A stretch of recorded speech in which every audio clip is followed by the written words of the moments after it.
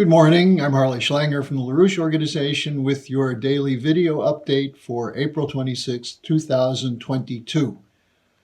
What we're seeing is a determined escalation against Russia coming from the Western powers, particularly the United States, but operating through NATO. And it's getting to the point where one has to ask the question as to whether or not the United States wishes to reverse the policy that led to the victory in World War II over the Nazis. We see this, as you'll see from this update today, that there's a very decided defense going on by the United States of the Nazi units embedded in the Ukrainian security and defense forces, by especially with a complete denial of the charges from the Russians that they're engaged in a denazification process in Ukraine. Now, virtually every day we're seeing an increase in the amount of money that's going into new arms sales or arms purchases for Ukraine. $3.7 billion in the last 60 days, and more coming every day.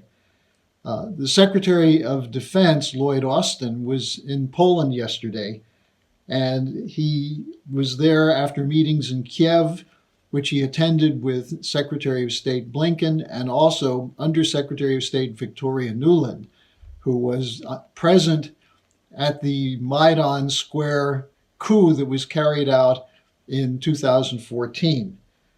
The aim now for the United States, according to Austin, is to, quote, weaken Russia, unquote. Not to negotiate, not to end the war, but to perpetuate the war to the last Ukrainian. This was reflected in a comment by Russian Foreign Minister Sergei Lavrov, who said, quote, NATO is engaged in a war with Russia through a proxy and is arming that proxy. War means war, unquote, said Lavrov. He warned there's a real danger of nuclear war that should not be underestimated.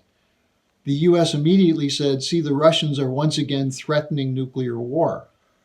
Well, as you can see, there's this escalation from the West is obviously of great concern to Russia because their concern from the beginning was to work out security guarantees, not to fight a war. Today, there's a meeting of the Ukraine Security Consultative Group that's meeting in Ramstein Air Base in Germany. It's hosted by Lloyd Austin. In recent weeks, there's been a noted determination from NATO that it appears that they're no longer worried about escalating the conflict. This was reflected in a statement from British Minister of Defense Ben Wallace, who said, quote, let's be really clear about escalatory. The only escalation is as a result of Russian activity, unquote. He went on to make a distinction between providing, quote, powerful weapons, unquote, which he said they're not doing, but they are delivering, quote, more sophisticated weapons, unquote. This was promised by Boris Johnson when he was in Kyiv last week. He promised armored vehicles, anti-ship missile systems, and so on. One comment on this escalation comes from an official of the Polish Institute of International Affairs named Lawrence. He said, we just have to push and push. He said most NATO members are not doing enough. In fact, they're just doing a little bit to put a fig leaf on their lack of involvement. He said, quote, actually, their determination is pretty weak, unquote. In the absence of a full commitment of NATO, despite everything you hear about unity, the Brits and the U.S. are escalating day by day. This was again reflected in a statement from the UK Armed Forces Minister, James Heappey, who said it is, quote, completely legitimate, unquote, for Ukrainian forces to fire on targets in Russia. It was also announced yesterday that the U.S. is going to be sending a new ambassador to Ukraine named Bridget Brink. I wonder if that's because she wants to put the U.S. on the brink of a war. She served under Victoria Nuland at the State Department from 2015 to 2018, but her previous appointments included time in diplomatic posts in Belgrade during the time of the US-NATO bombing of Serbia in 1999, and then again in Georgia, when the US encouraged President Saakashvili to launch an attack against South Ossetia, which led to a Russian intervention in 2008. So she's clearly there for the purposes of the war. Now, as the US continues to deny the role of Nazis in Ukrainian defense and security forces, there have been reports from legitimate journalists that both the British SAS, the Special Forces, and US Delta Forces have been training the Azov Battalion and other neo-Nazi units for sabotage and irregular warfare in the Donbass. This is obviously quite concerning. The US and the British have denied this, but the Canadians are also involved in this. Now, the reason this becomes perhaps more of a concern is that the US has canceled the annual commemoration of the meeting of the US and Soviet military forces on the Elbe River in April 1945.